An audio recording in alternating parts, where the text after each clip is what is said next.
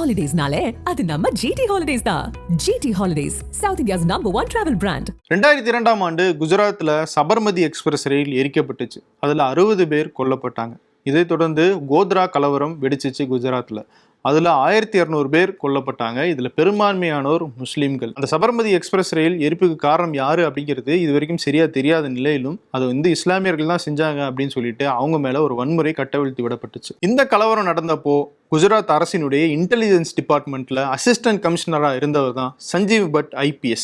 இவர் 2011ஆம் ஆண்டு உச்சநீதிமன்றத்தில் ஒரு அஃபிடவிட்டை ஒரு மனுவை தாக்கல் செய்கிறாரு. அந்த மனுவில் இருந்த விஷயங்கள் எல்லாம் இந்திய அளவில் பெரிய அதிர்வலையை ஏற்படுத்துச்சு. அதில் அவர் சொல்லியிருந்தது என்னன்னா, அப்போ குஜராத்தினுடைய முதலமைச்சராக இருந்த மோடி இந்த கோத்ரா கலவரம் தொடங்குறதுக்கு முன்னாடி நாள், அதாவது 2002ஆம் ஆண்டு பிப்ரவரி 27ஆம் தேதி முக்கியமான அரசு அதிகாரிகளை கூப்பிட்டு ஒரு கூட்டம் நடத்துறாரு. அதில் அந்த கூட்டத்தில் இன்டெலிஜென்ஸ் அதிகாரி அப்படிங்கிற அடிப்படையில் சஞ்சீவ் பட்டும் கலந்துருந்ததா சொல்றாரு.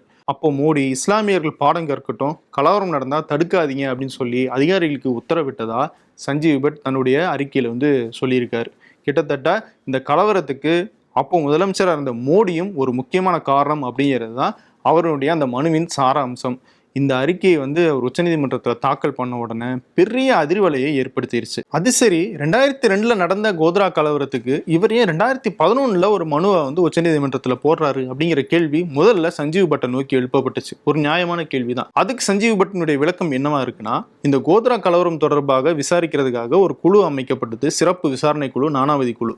அந்த குழு சார்பாக என்னை விசாரிக்கவே கிடையாது. ஒரு வழியா 2009 தான் என்னை விசாரணைக்கு கூப்பிட்டாங்க. அப்போ எனக்கு தெரிஞ்ச முழு உண்மைகளையும் நான் அவங்க கிட்ட சொன்னேன். ஆனா அந்த குழு அதை பொருட்படுத்தவே இல்லை. அதனாலதான் வேற வழி இல்லாம நீதி வேண்டும் அப்படிங்கிற காரணத்துக்காக நான் உச்சநீதிமன்றத்தை நாடி இருக்கேன் அப்படின்னு சொல்லி ஒரு விளக்கம் கொடுக்கிறாரு சஞ்சீவ் பட். சஞ்சீவ் பட் உச்சநீதிமன்றத்தில் அந்த மனுவை தாக்கல் செஞ்சதுக்கு அப்புறம் தான் அவருக்கு ரியலான பிரச்சனைகளை ஆரம்பமாகுது. ஏப்ரல் 2011 அவர் அந்த 650 பக்க அறிக்கையை தாக்கல் பண்றாரு. அதுக்கப்புறமா ஆகஸ்ட் மாதம் அவர் சஸ்பெண்ட் செய்யப்படுறாரு. அவர் சஸ்பெண்ட் செய்யப்படுறதுக்குமான முக்கியமான காரணம் அவர் அந்த அறிக்கையில் சொல்லியிருந்த இன்னொரு முக்கியமான விஷயம் தான். அதில் அவர் சொல்லியிருந்தது என்னன்னா, துஷார் மேத்தா இப்போ இந்தியாவினுடைய சொலிசிட்டர் ஜெனரலாக இருக்கார் இல்லையா, அப்போ அவர் குஜராத்தினுடைய அரசு தலைமை வழக்கறிஞராக இருந்தார். அவருடைய மெயில் ஆக்சஸ் சஞ்சீவ் பட்டுக்கு கிடைச்சிருக்கு. அந்த மெயில் ஆக்சஸில் அவர் சில மெயில்களை எடுத்து படிக்கிறாரு. அதில் அவர் பார்த்த முக்கியமான விஷயங்கள்னு அவர் சொல்றது என்னன்னா, துஷார் மேத்தா இந்த கோத்ரா கலவரத்தில் முக்கியமான குற்றவாளியாக, அதாவது 67 பேரை கொன்ற முக்கியமான குற்றவாளியாக கருதப்பட்ட பிபின் அம்பாலா பட்டேல் அப்படிங்கிறவருக்காக ஒரு டிராஃப்ட் ரெடி பண்றாரு. அதாவது நீதிமன்றத்தில் பிபின் அம்பாலா பட்டேல் தாக்கல் செய்ய வேண்டிய அந்த மனுவை குஜராத் அரசினுடைய தலைமை வழக்கறிஞர் துஷார் மேத்தாவே ரெடி பண்ணி அனுப்பினதா சொல்றாரு சஞ்சீவ் பட். அதே மாதிரி அந்த மனுவை பட்டேல் நீதிமன்றத்தில் தாக்கல் பண்ணதுக்கு அப்புறமா அதுக்கு பதிலளிக்கிற வகையில் அரசு தரப்புல இருந்து துஷார் மேத்தாவே இன்னொரு மனுவை தாக்கல் பண்றாரு. இது எப்படி நியாயமான விஷயமா இருக்கும் அப்படிங்கிறதும் சஞ்சீவ் பட் அந்த அறிக்கையில முக்கியமான விஷயமா கேட்டிருந்தாரு. இப்போ துஷார் மேத்தா என்ன பண்றாரு, என்னுடைய மெயில்ஸை சட்டவிரோதமாக ஹேக் பண்ணிட்டாரு சஞ்சீவ் பட்.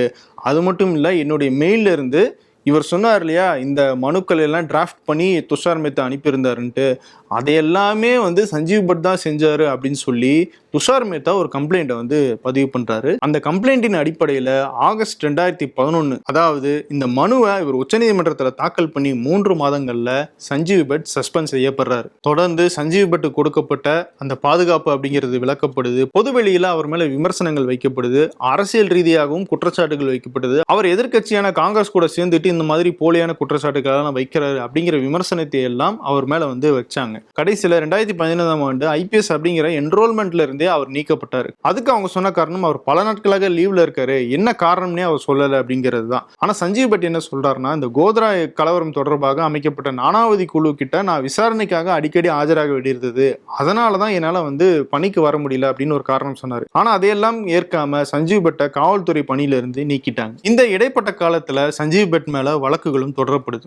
2013 அப்படி ஒரு வழக்கு பதியப்படுது. அது எப்ப நடந்த சம்பவம் தொடர்பான வழக்கு அப்படின்னு கேட்டோம்னா, அது 1997 கிட்டத்தட்ட 16 ஆண்டுகளுக்கு முன்னாடி நடந்த ஒரு சம்பவத்துக்காக 2013 அவர் மேல ஒரு வழக்கு பதியப்படுது.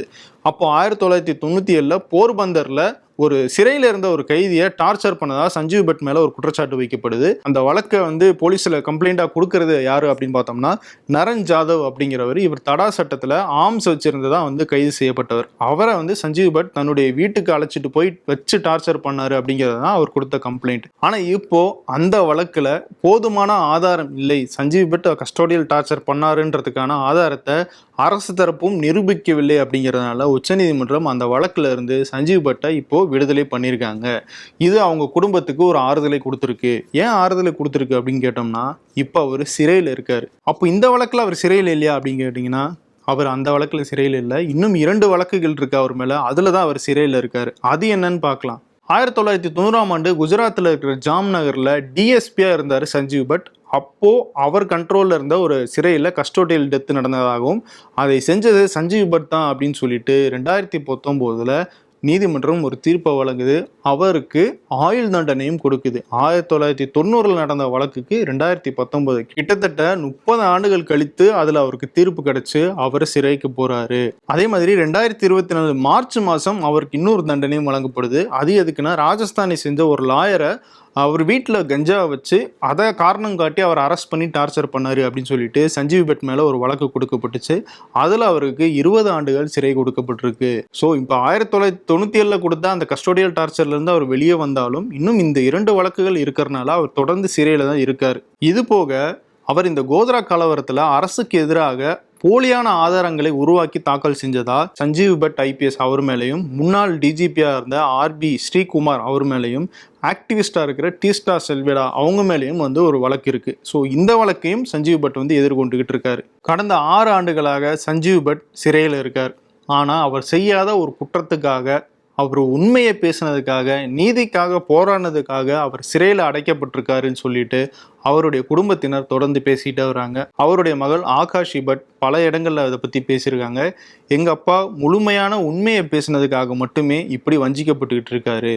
அந்த நானாவதி கமிஷன்ல உண்மையை சொன்ன ஒரே ஆள் எங்க அப்பா மட்டும்தான். அதுக்காக தான் அவர் பழி வாங்கப்பட்டுக்கிட்டு இருக்காரு. இந்தியாவில் அரசியலும் சரி நீதியும் சரி விலை போய்விட்டது. எங்க அப்பா 6 வருஷம் சிறையில் இருந்தாலும் ஒரு துளி கூட தளர்வடையாம சோர்வடையாம தொடர்ந்து நீதிக்காக போராடிக்கிட்டு இருக்காரு. அவரோட கண்டிப்பா நாங்கள் நிற்போம், நீங்களும் நிற்கணும் அப்படின்னு சொல்லிட்டு ஆகாஷி உருக்கமான கடிதங்கள் எல்லாம் எழுதியிருந்தாங்க. கோத்ரா கலவரம் தொடர்பாக சிறப்பு விசாரணை நடத்தின நானாவதி குழு மோடிக்கும் அதுக்கும் சம்பந்தம் இல்லை அப்படின்னு சொல்லிட்டு வழக்கு முடிச்சுட்டாங்க. உச்சநீதிமன்றமும் அதை உறுதி செஞ்சுட்டாங்க. துஷார் மேத்தா மத்திய அரசினுடைய சொலிசிட்டர் ஜெனரல் ஆயிட்டாரு.